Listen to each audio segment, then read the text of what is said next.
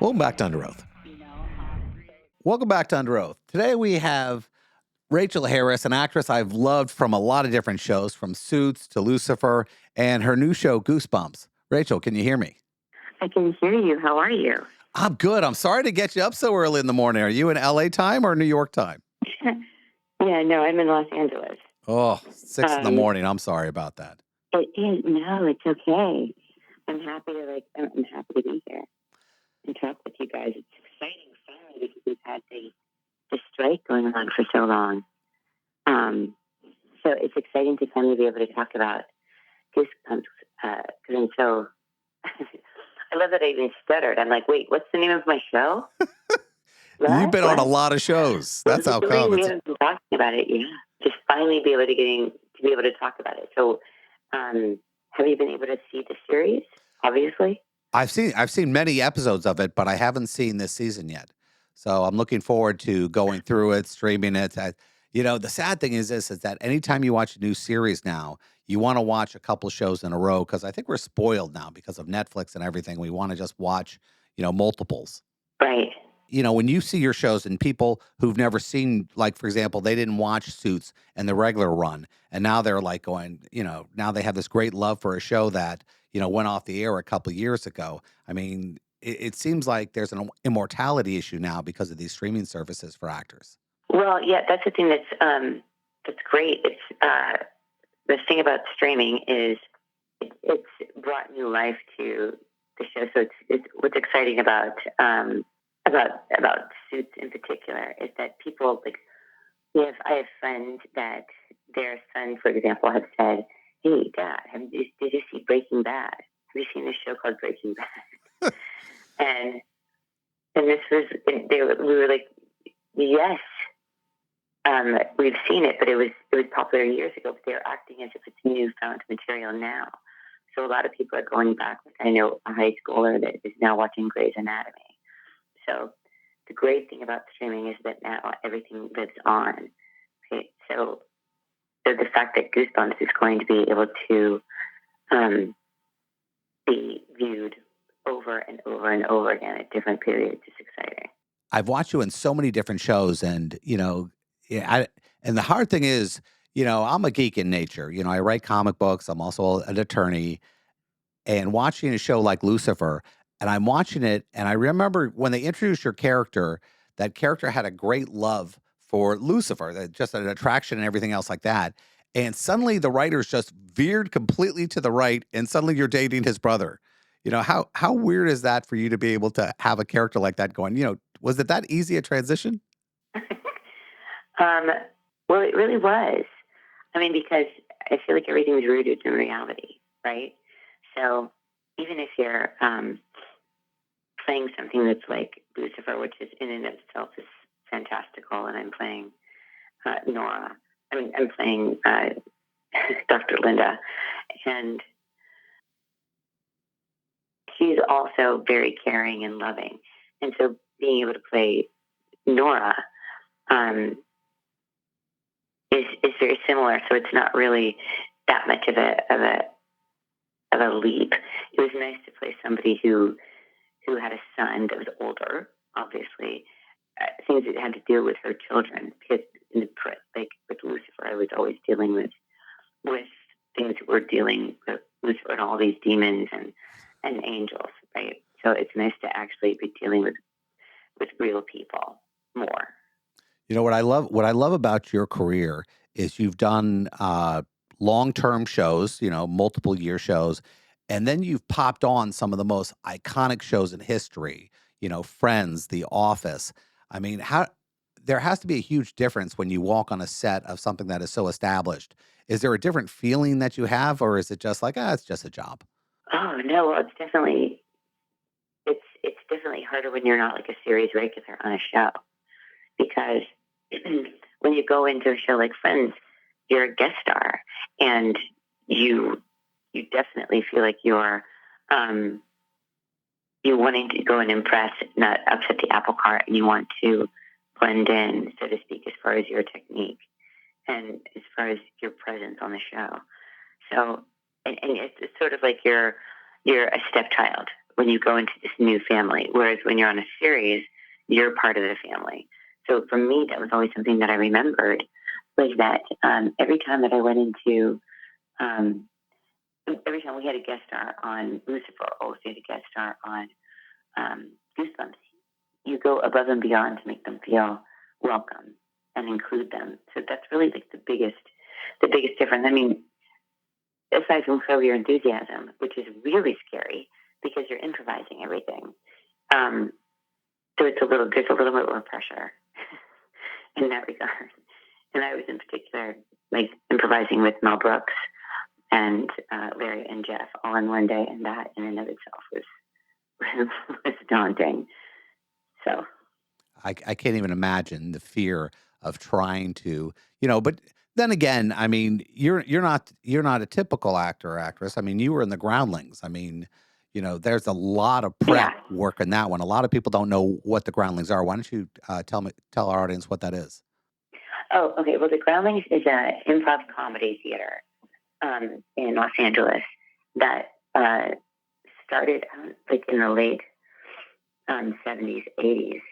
It was a group of 30 people that got together to do improv, um, where you make up things for skits for people that really don't know. Um, you improvise things on the spot. So it's like you're coming up with the material um, in the moment, and you're also doing sketch comedy. So you're doing sketches where it's a lot like SNL, but it's competitive and there's levels to it where uh, you don't audition to get into the company. You have to take classes and work your way into it, and it's voted on by like 30 other peers um, that are doing the same thing. And it's one of the greatest things for me. I think that changed my life was getting into that company. Starting out in comedy, I think it's really helped me bridge that gap. You know, like to be able to cross over to do more drama because originally that's what I wanted to do was work as a dramatic actress. Now, when I first saw that, it was an impressive credential. When I interview somebody and I see this in their history and their resume, it's just an amazing thing. How long do you actually are part of that? Is it a couple months? Is it a couple of years? Oh no, it's years. Usually, what you do, I think I started taking classes in 1995, and um, and I didn't get into the main company. There's different companies where you started as a student. There's all these levels, right? So you would start as a student, and you go into like and you're in classes from I was in classes from like 1995 to 2000 until I got into the Sunday company and then the main company. And then after that, that's when you start doing shows on a regular basis when you're a member of the company. Um, and it's hard because people get cut along the way, right? So it's very competitive. But um, it's also really fun. And where some of my best friends have come out of working on that company. When I see this stuff, and I'm just amazed by the history of your work over so many years. And for example, I have a daughter, and I have some hits. I'm going, this is what I would like her to see. This is to remind her of my body of work. You have kids. Later, and this is a question. I guess I've never asked it this way before.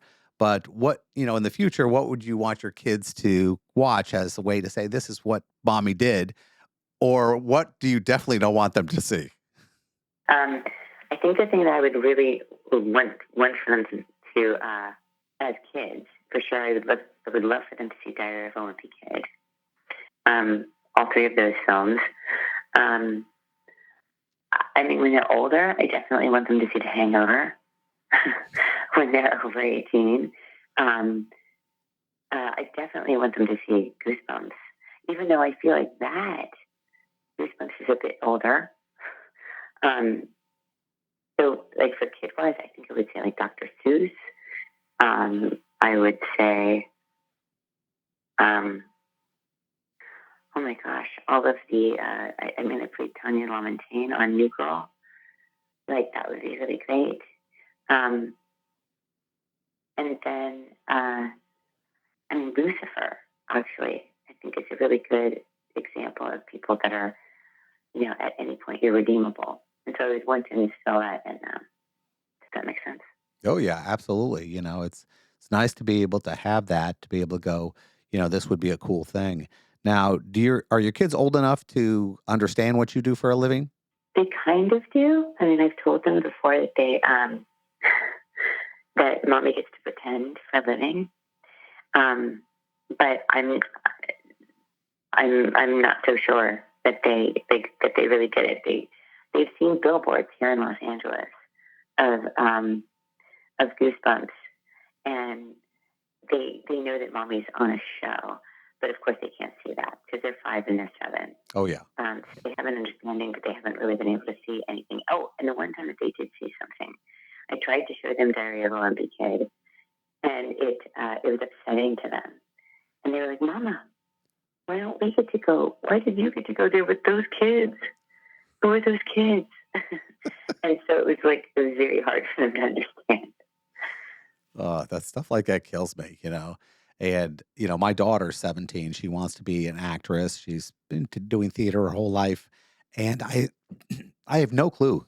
So that's why I always talk to people like you. I'm going, what advice do you give to a kid who's 17 years old and who says, listen, I want to act. I mean, you have a liberal arts degree and then you wound up taking significant courses afterwards. I mean, what path do you think you'd advise somebody who doesn't want to go into musical theater and wants to act?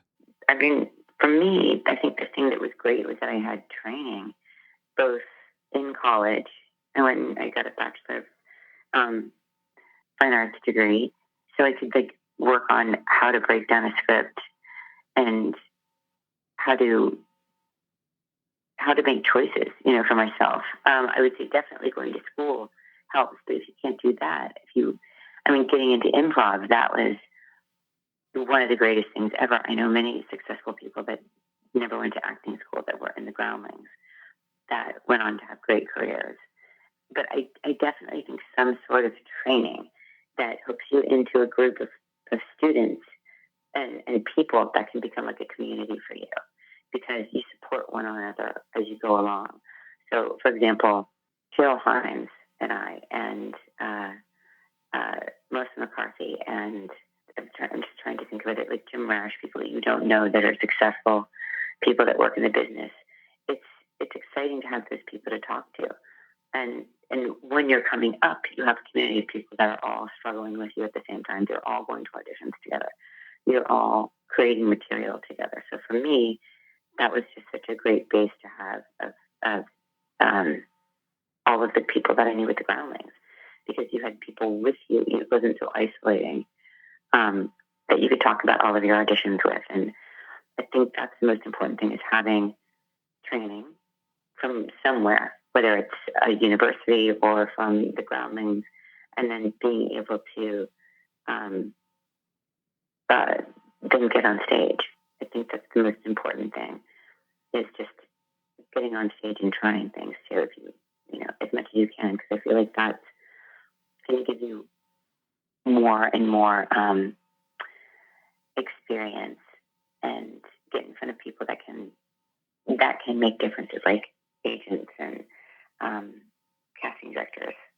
That's hard. That's why I say develop um, a friendship with a community of people that are trying to do the same thing, and that's what the groundlings was for me. So that's my take on it. And if you can imagine doing anything else, don't do it. You have to really want to know that this is something that you want to commit to, and it's a long process to become an actor. You know, if you want to have staying power. Now, you mentioned getting time on stage and everything else. I know you've done work off Broadway. I mean, is it a dream for the future? I mean, it doesn't pay the same, but to be able to go, listen, I did a stint on Broadway. I did this show. Yeah, I did. Oh my gosh, it was Nora Ephron's play and her sister's play. Gosh, it's calling me back. It was years ago. I think it's. I think it wasn't 5 women wearing the same dress, was it? Maybe it was. Yeah. Um. crazy. It mustn't be nice to Um, have this much but work that you can't really, God, I've done so much that it's hard for me to remember. That's an awesome no, concept. that's funny. No, that's funny. But that was always that was the main goal for me. Was to be a theater actor, um, and and work in the theater. So it's funny how I went to New York first and wanted to do theater, and then just by what was happening with my agents, they said we're opening an office in Los Angeles. Would you like to come out and try? We think you've worked a lot in television and film, but my first love has always been theater. I mean, that's what I went to school to do. Um, and so, as far as in the future doing something on Broadway, I would love to. That's I've I've always wanted to do that. So um, that's definitely not something that I wouldn't do. My friend Taryn Killam is doing Snail right now, and I was like, it'd be fantastic to get to go and do something like that. With little kids, it's a little bit difficult because my kids are 5 and 7, but we would work it out. It's always hard because I talk to a lot of actors who, have to travel or, the fortunate is having a show that's, in a certain area, but I got to talk to the people who have to go to Vancouver. They got to travel all over the country to do their show. How great is it to have the stability of being a regular on a show that, is in the same location? Oh, it's huge. I mean, that was it. Was Lucifer? I went to shoot Goosebumps um, in Vancouver, and so I was back and forth all the time with my kids, and it was just to see them, um, and it's a luxury. Like when we were shooting Lucifer, the first 2 seasons were in Vancouver, which was great and amazing. But then I had a child during that time, and then when we moved down to Los Angeles and did 4 seasons there, it was amazing. It's that's the dream, right? Is to be able to wake up, go to work, and come home and have dinner, or at least come home and sleep in your own bed if your hours aren't crazy. Yeah. Yeah, I think that works out. Well, I can't tell you how much, I've loved this interview. I've watched you for years. Why don't you tell us where they can see Goosebumps?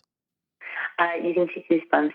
Everybody can see Goosebumps on Hulu and on Disney Plus. And we're getting ready to do the finale episode.